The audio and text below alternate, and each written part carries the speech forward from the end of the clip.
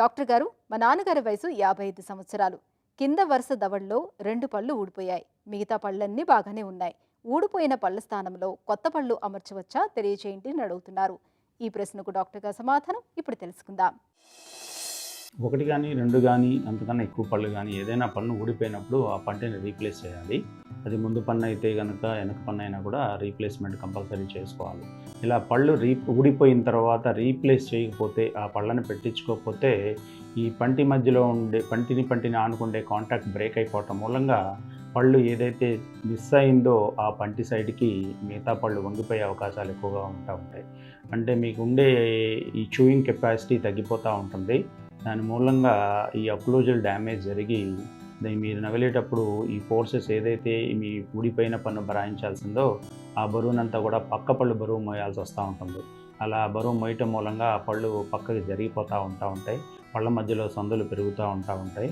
అదే కాకుండా పంటిని ఇప్పుడు ఈ దవడ కదలటానికి ఉపయోగపడే జాయింట్ ఏదైతే ఉంటుందో టెంపరోమాండిబులర్ జాయింట్లో కూడా పెయిన్ ఎక్కువగా వచ్చే అవకాశాలు ఎక్కువగా ఉంటాయి వయసు పెరిగే కొద్దీ. ఈ పళ్ళు పోయినప్పుడు మాట్లాడటం కష్టంగా ఉంటుంది, అలాగే ఆహారం నవలటం కష్టంగా ఉంటుంది. చూడటానికి ముందు పన్ను అయితే అందవిహీనంగా కూడా కనపడుతూ ఉంటారు. సో అది ఏ పన్ను పోయినా రీప్లేస్మెంట్ కంపల్సరీ. ఈ రీప్లేస్మెంట్ చేసుకునే పద్ధతులు చాలా ఉంటాయి. అంటే మీకు పన్ను పోయింది అంటే దాని అర్థం పైన కనిపించే పన్ను ఒకటే కాదు, ఆ పైన కనిపించే క్రౌన్ పార్ట్ కాకుండా పంటి ఎముక లోపల ఒక రూట్ ఉంటుంది. ఈ రూట్ని లెగమెంట్ ద్వారా ఎముకకి దవడ ఎముకకి పట్టి ఉంచుతూ ఉంటుంది.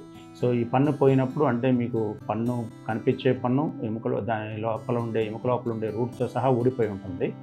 సరే, ఇది ఊడిపోయిన పద్ధతి మీకు పన్ను పుచ్చిపోవటం మూలంగా ఊడిపోయిందా, పన్ను కదలివ్వటం మూలంగా డ్యామేజ్ మూలంగా జరిగిందా అనేది అది కూడా చూసుకోవాల్సి వస్తుంది.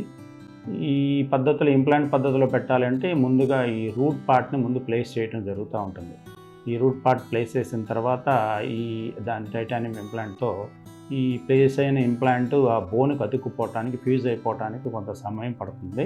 సో అది సాధారణంగా 3 నెలల నుంచి 4 నెలల దాకా పడుతుంది.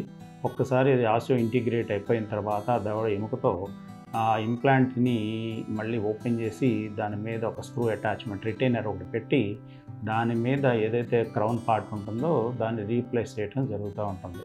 సో ఆ పెట్టే పదార్థాలు రకరకాలుగా ఉంటాయి. దాంట్లో మెటల్ సెరామిక్ క్రౌన్స్ అని, జర్కోనియం క్రౌన్స్ అని. సో అది ఉన్న కండిషన్ బట్టి ఏది ఆయనకి ఐడియల్గా సూట్గా ఉంటుందో చూసి రీప్లేస్ చేయడం జరుగుతూ ఉంటుంది. సో మీకు రీప్లేస్మెంట్ అది కంపల్సరీ.